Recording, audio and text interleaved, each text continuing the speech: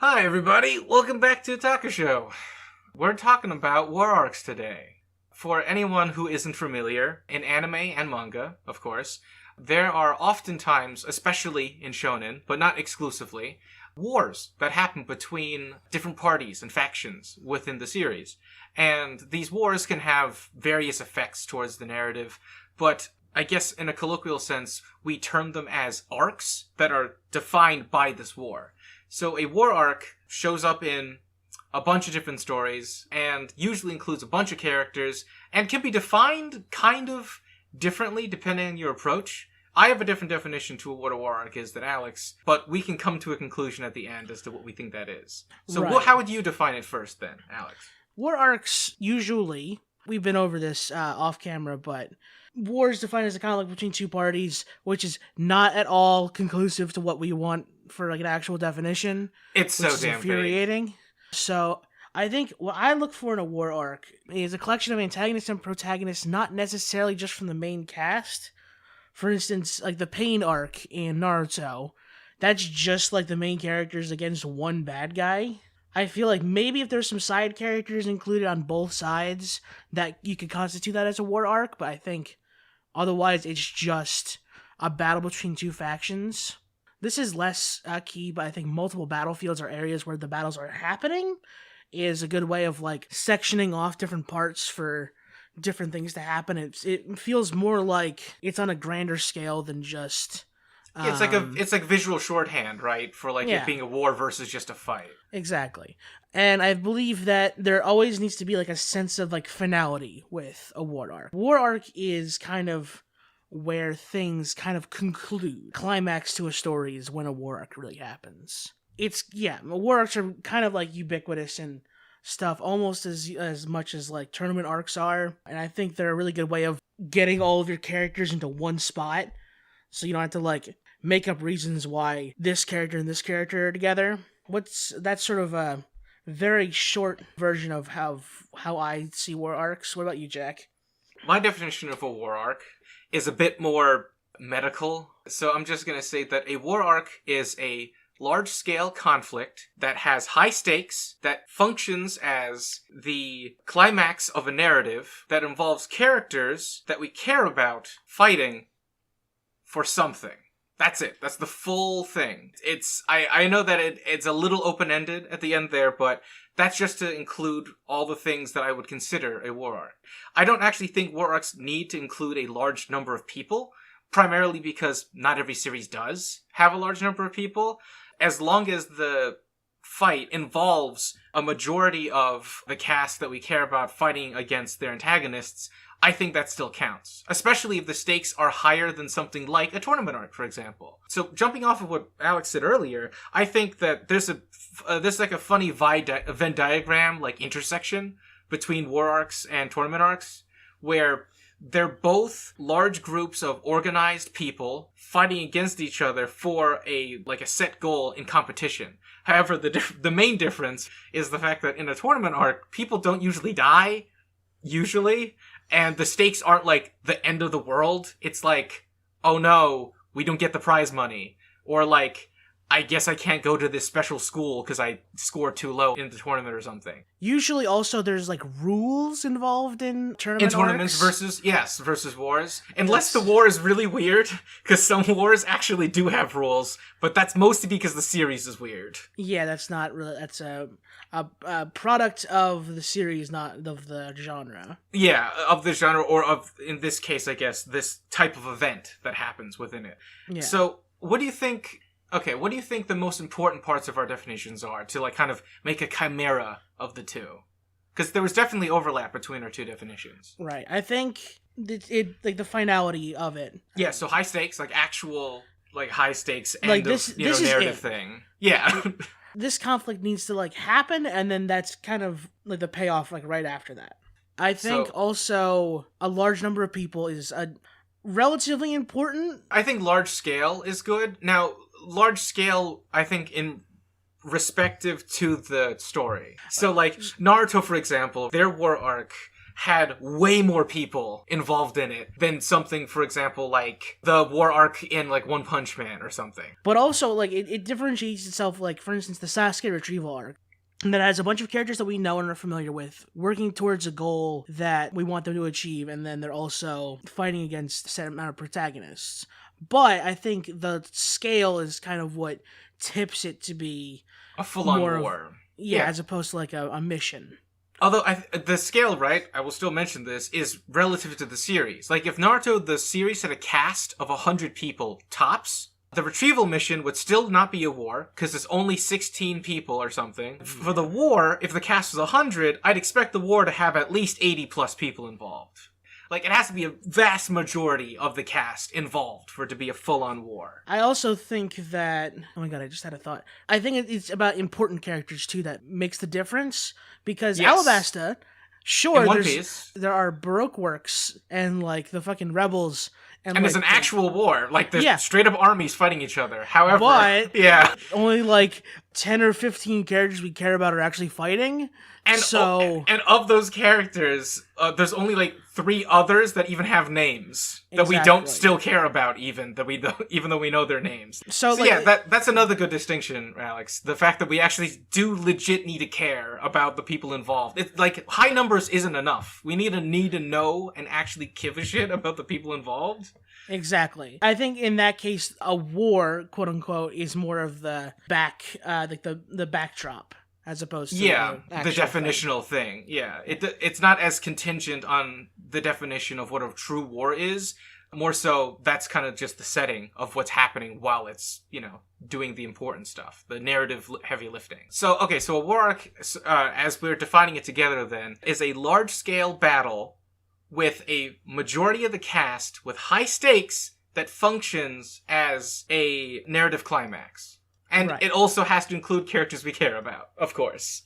Okay, that makes sense. All right, So with that out of the way, as a definition, why do we have them? What's the point? So I've been thinking about this a lot. This is the reason why I wanted to do this video, is because I was like, why are war arcs like so prevalent? Like a tournament arc makes sense, right? It's a way of advancing our characters up while also like having singular battles that we can highlight each character's growth individually. But I think with a tournament arc, it's more... We get to have a lot of things happening all at once. I think this is no offense to any Shonen Jump writers, any mangakas out there. I think I'm so ready. War arcs are kind of a crutch for writing. No, I feel that. Well, because, like you said, right, they are oddly prevalent. Yeah. Like, even in settings that realistically shouldn't have wars, it still happens. Yeah, exactly. It's a fantastic excuse to throw literally all of your characters into one pretty contained spot where they're all fighting against each other, and you can have different scenes and different scenarios of each character having like some kind of personal growth moment, or like we're seeing like a new attack like that the characters learned or something like that. And it's a great way to really get a lot of spectacle and a lot of character drama out all at once. And I guess it's not necessarily lazy, but it is certainly very easy to also set it up, too. Oh, yeah, right? For sure. Because it doesn't take much for you to realistically do a thing like, Group X committed a war crime. Group Y doesn't like it. Bam, instant war. Or, like, important character gets killed. That's enough to do it. There's a bunch of shonen manga, in particular, that do this, because, one of the biggest themes of shonen's entertainment is like the power of friendship, like your nakama. So if anybody in that group of yours gets killed, that is instantly a super easy narrative reason to justify an entire, war arc just dedicated to that one event. And you can just squeeze it in anywhere, really, as long as you have a big enough cast. That being said, right, with war arcs being extremely easy to implement, and also functioning as a good way to kind of siphon all the people you want into one place without having to make up a lot of stuff to have it happen. I think the fact that it's also the easiest way to kind of wrap things up, too, is another reason why it's so appealing and prevalent. Because we keep mentioning how it's like the apex of the story, right? You get to the climax, this is where everything's been leading up to, If it's, implemented properly. We'll get to some examples where it's kind of overdone. But if it's implemented properly, right, the war arc is the end of the story, most of the time, and it involves everybody we care about, everyone we hate / love to hate, and they do their thing, and at the end we get the payoff, and it basically ends the entire series in 5 chapters. That's it, done. We've completed the whole thing. We get to the time skip, we see how everyone did post-series, and that's a wrap. I guess war arcs are also just a good way to end series, too, that have, the right groundwork for it to exist. With it being known that it's a good narrative tool that could act as a crutch, because we do see it happen a lot, but it is still a good narrative tool that works efficiently in the right setting. Not that there's anything wrong with a crutch, either. Well, yeah, but you call a crutch, right? Yeah, exactly. You can call it as you see it, but we're not saying it's necessarily a bad thing. Or that we should even discourage people from doing it, because they are pretty hype. Exactly. Shit's still good, even though we see it a lot. Still good. So with that defined, right, so we know why we really have them. Which one's your favorite? Of the examples you know of, anyway. Because I have a very different kind of pool of experience when it comes to this than you. Exactly. First things first, when I was doing research for this episode, I looked up a list of, the best, war arcs in anime or whatever. Obviously, CBR came up, and you know how much I don't like CBR. Because they're just know that I don't like CBR as what is CBR? It is a the acronym or whatever. I think it's Comic Book Reader. I don't know, but it is a website that does these kind of BuzzFeed-esque articles about anime and comic books and stuff like that. Oh. It's not that important, but they make the most ridiculous thing. Yeah, and takes and stuff like that. I think you've probably actually shared some of them with me before, and they're pretty ridiculous. Yeah, exactly. I looked at top war arcs and stuff, and one of them I saw was they brought up the Chimera Ant arc, and I don't really feel like that's appropriate. I think it fits. I don't know though, because it includes. Well, let's go down the list. What does it have that would qualify it as a war arc? It definitely includes a majority, if not a very large proportion of characters we care about in it. It includes Gon, Killua, all the members of the Hunters Association that we have names for that we care about that aren't, Kurapika and Leorio. It has everyone there. It involves Killua's family at the end as well. There's all the Chimera Ants that we've learned about and learned to care about and /hate that are involved because, the entire arc is about them. But it also involves characters we haven't seen actually do anything, but we still like, aka Netero and, Zeno or whatever, Zoldyck. They're all cool, they show up, they do the thing. It's a large-scale conflict for sure, by the standards of Hunter x Hunter, because I don't think up to the point of the Chimera Ant arc, we've seen a battle of that scale before. I'm mostly just thinking of, because of how long it takes for that arc to exist. Okay, so Alex, do you remember how long the Shinobi War was? In terms of actual time in universe, I think it's only a day. Okay, so that's what you meant. I thought you meant episodes. Cause no. Okay, yeah, because war arcs take a really long time most of the time. Yeah, I'm not going to argue with you on that one. Yeah, that takes a while. There was a long time. A few months. But I would say then, to not necessarily defend the pick, but to justify it, I would say that the war arc for the Chimera Ant arc, I don't think it'll be the whole thing. I think the war arc starts the moment that the royal guards, I think Poof, or no, not Poof, it's Neferpito. Wait, no, it's not. What's the name of the cat one? It's Pito, yeah. It is Pito, okay, good. I think the moment that Pito senses the glasses guy and makes him shit himself is when the war arc actually begins.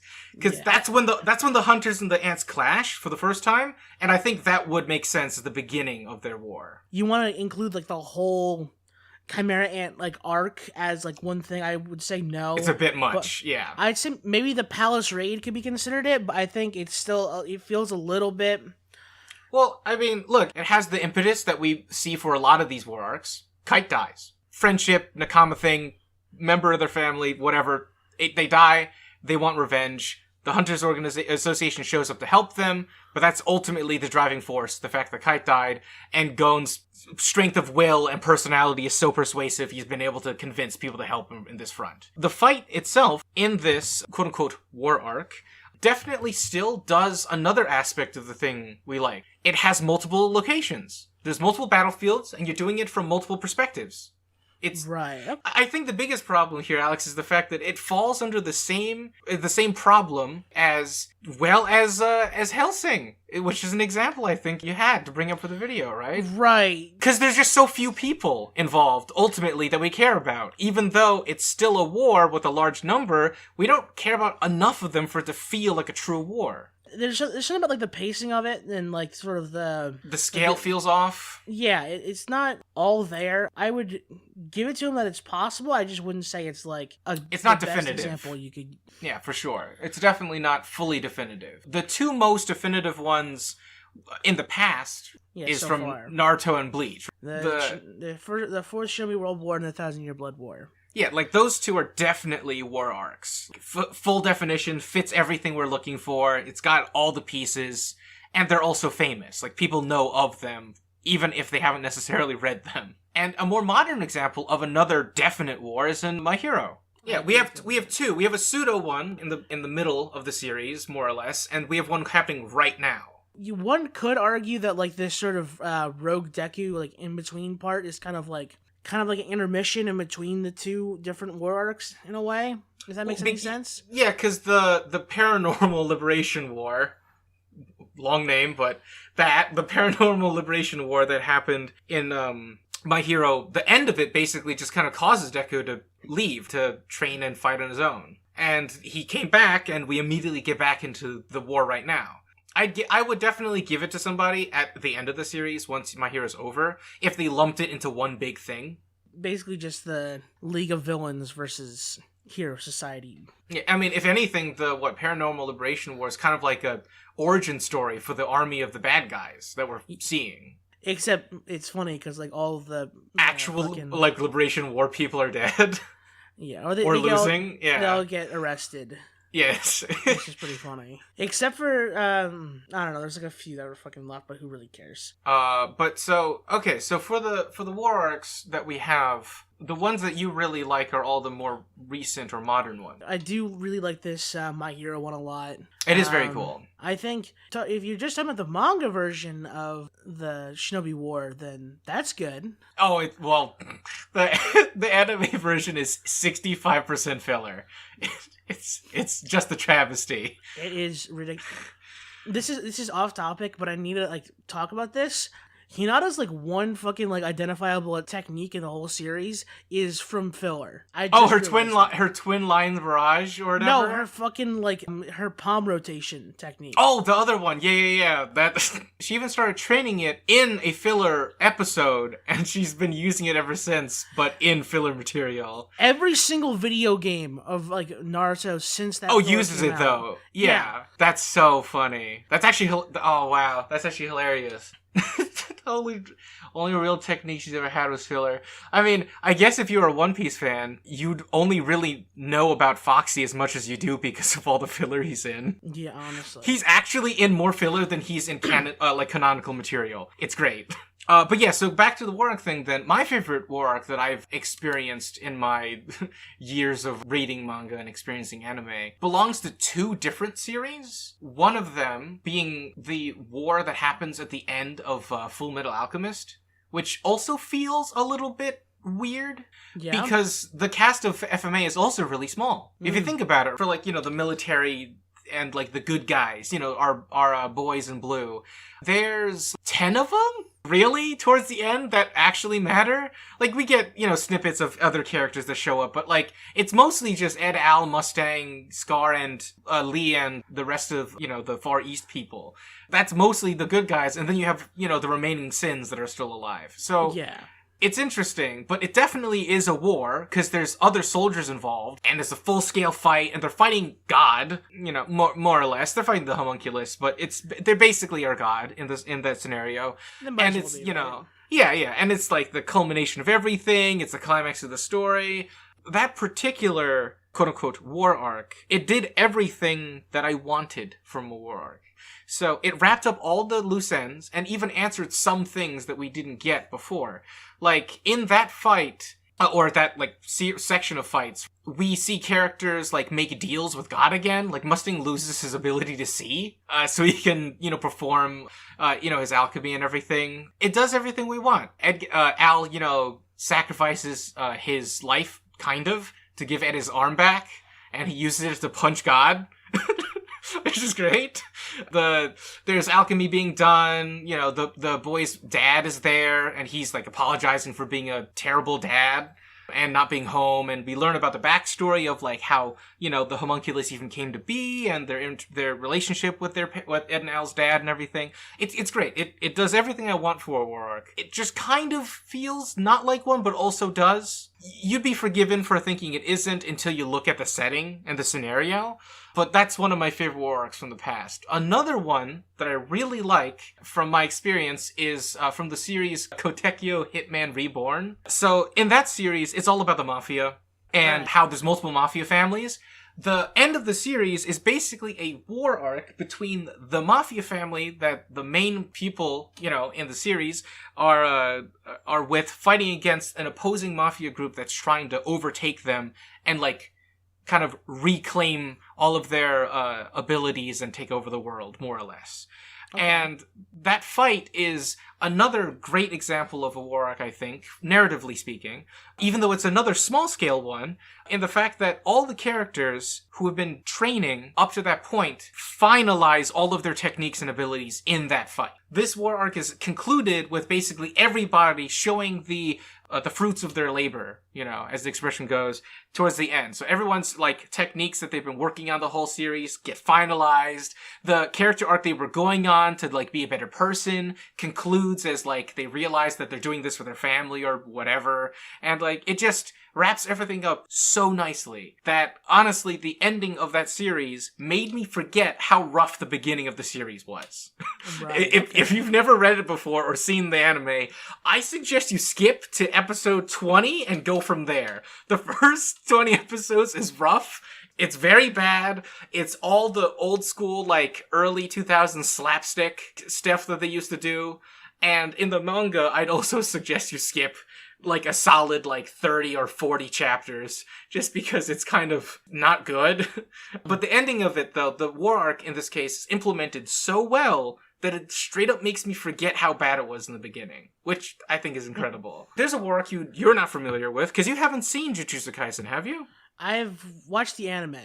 Okay. So you've seen what currently exists. So in Jujutsu Kaisen, they're having a war arc right now, or they finished one, like just ended one. Right. And that war arc functions like a tournament arc. It has rules. Right. And the rules are implemented by the main antagonist. They set up like an evil spirit that set everybody into certain locations to fight each other to earn points so that they have the right to fight the main antagonist. Like, because, I mean, if you've already seen Jujutsu Kaisen, you get it by now, Alex. The series is weird. Like, oh, yeah. There's a whole lot of, like trope subversion going on. They killed off, like, permanently, some important characters that would never be done in another series. The antagonists win, like, a lot, which is also something that never happens. It's crazy. Like, tons of people die in Jujutsu Kaisen, you have no idea what's gonna happen, and now they have a war arc that has rules, like a freaking tournament arc, and it's hilarious. I love it. But they also involve the US military at some point in it, too. You have told me about this, yeah, yes. With actual guns and, like, nerve gas. It's so good. Going back to what you were saying before with shoddy anime adaptations, there's the Seven Deadly Sins war arc, which is... man. Those fucking... That poor goddamn series. They really didn't deserve it, because they were getting to, like, some of the best parts. Yeah, and, like, if you look at Season 1 and 2's animation, it's, like, really good. It's really good, yeah. It was on par with some of the best that they had at the time. And it still looks good. Yeah, like, and then, like, they're like, hey, suddenly... let's give this action series to a Slice of Life studio. And we're not going to pay their animators doing. Either. Yeah, they literally did the equivalent of spitting in your food. but for, like, animation, it's great. Oh, man. For the war arcs that feel a little off, how do you think war arcs work if there's, like, too many of them? The poster child of this, I think we can agree, is Black Clover. With knights and everything, it's kind of hard to, like, not have everything be a war, I guess. Yeah, like, peaceful times don't really necessitate, like, an emperor or a king and knights, working for them. But also, like, there's so many. I checked out, like, right after the Witch's Forest arc. I was kind of like, yeah, I'm kind of done with this. Like, right now, in Black Clover, because I am caught up with the manga anyway. Right. They've technically had 4 war arcs, but most people will recognize that they've only had 3. Okay. So they've fought the elves, they fought the demons, and now they're fighting Julius, but as an evil, possessed soul man who uses, like, holy magic or something. So there's 3, right? There's 3 war arcs involved. Wait, they're fighting Julius? Oh, did you not? Oh, my bad. Spoiler. Yeah, so you know the Magic Emperor? No, I'm talking about our editor. Oh, no. No, they're not fighting our Julius. Different Julius. The Magic Emperor is who they're fighting. But, like, they've had 3 war arcs, and in between their war arcs are tournament arcs. And because of how similar tournament arcs to war arcs, that's basically been the entire series has just felt like a really prolonged war arc. And I honestly think it kind of does the series a disservice. Because I do like Black Clover. And by that I mean, I really want to like Black Clover. It's like a solid C plus B minus to me. But I feel like it deserves to be like an A minus B plus. It just needs to slow the fuck down. It really does. Oh my god. It's just constant, I can only get so erect, right? Like, please, it's getting to be a bit much. We're getting rubbed raw by all the war. A good war arc to end on that would be a fan favorite for people, that I know about that you have absolutely no knowledge of, is the one that happens at the end of, Demon Slayer. Fill me in, Jack.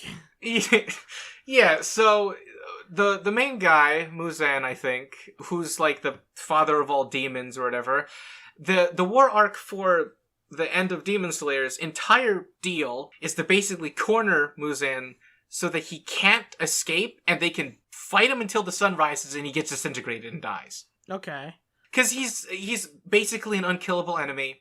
So the only thing they can do is kind of stall him until he's able to die. And this war arc for them at the end is between their entire organization, so all of their people, including the scrubs, who never have names, but they're all in the background, and they all got the black uniforms, and they all somehow also have fully fledged katanas that are Demon Slayer things, but we've never seen any of them kill a demon. I mean, you gotta have some scrubs in a war arc. I guess, it's just that in the beginning of the series, it's implied pretty hard that the process to even become a Demon Slayer is so intensive that, like, they're all borderline superhuman. But regardless, they have the scrubs, they have all the main characters, and the entire time, while this is going down, when they're fighting all the demons and stuff and storming, like, the base of Muzan and everything, we're also learning about Muzan and the backstory for the breath technique used by the main character. Tanjiro? Yeah, Tanjiro's, like, main breath technique. The breath of the sun, which is the one that is the strong one that he knows, even though he primarily uses the water one. We find out that in the backstory of the breath thing, that it's tied together to everything. So, the main antagonist of the series was the first demon, and the only person he's ever been injured by and afraid of was the original creator and user of the sun breath. And the breath of the sun, it turns out, also is actually the originator of all of the other breath forms, too.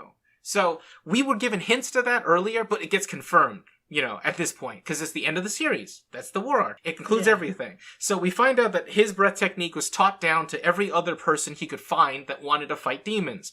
And that all the other breath iterations are simply versions of the sun breath that they could perform because they weren't good enough to do the proper sun one. But the original user of the sun breath encouraged them to be true to themselves and do what they were good at. So they ended up making their own style, similar to and derived from it, but in their own way.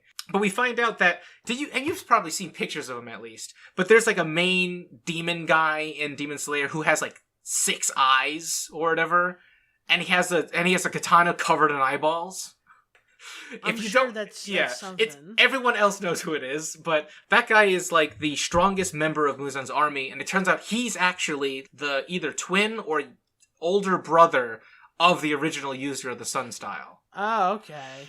And he became a demon because he couldn't outpace his brother. So his brother started off really young as a sick boy or whatever, but unlocked the abilities to use breath techniques when his family's attacked by demons and shit.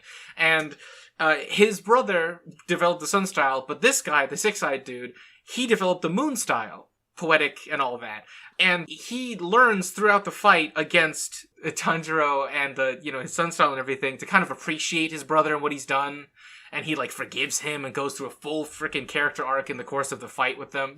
Classic stuff, like Toby. The very end of the war arc concludes with everybody basically sacking themselves, or, because they do die, they either sack themselves or they manage to, push themselves beyond their limits and are able to basically scrape together to just hold Muzan in place to watch him get disintegrated by the sun. That's the entire thing. Kind of cool. It is. It's very sick. It's very sick. The main problem for it, I think, for you is the fact that it doesn't really look great the whole time. Yeah, that would kind of do it, I guess. The art style is very much an acquired taste. Forget the stands who are going to say, oh, it was the best one or whatever. No, it looks kind of rough sometimes. But I'm sure that if you ever gave it a chance to see everything come together, it'd be much better for you. The series as a whole, I think, is made better for its conclusion. Similar to how I talked about Hitman Reborn being in a situation where it concludes so well that the whole series gets better retroactively. I'd be willing to, give it a try. But we're going to have to get some serious goals going on that. You're going to need some incentive. You can't see or hear it, but I'm rubbing my two fingers together. If we ever get a Patreon, that'll be a goal we have for a monthly thing or something. I don't know. Just force Alex to read Demon Slayer. And I'll do it too, but I mean, I'm only then. Only then. That's true. So, what do you guys think? What's your favorite war arc? Let us know. In that list, by the way, I did see a few Gundam recommendations. There are quite a few wars in Gundam, and also the setting for it is literally just constant warfare. Yeah, so that's what the suits are made for. A mobile suit is literally just a weapon of mass destruction. Yeah, let us know what your favorite war arcs are. I don't know if you guys take issue with our definition of a war arc is, and by all means give us what you think it means. Yeah, I mean, hey, if it's good enough, we'll bow to yours and side on it if it makes more sense. Yeah, we're reasonable gentlemen, I would say. But do your duty, do the like and subscribe and whatever for the videos. Leave a comment, do whatever you'd like. You can find us also on Spotify if you want. We should be getting the stuff back up on there soon. Then that's all I have to say about that. Yeah, that's everything. All right. Catch you later. Bye.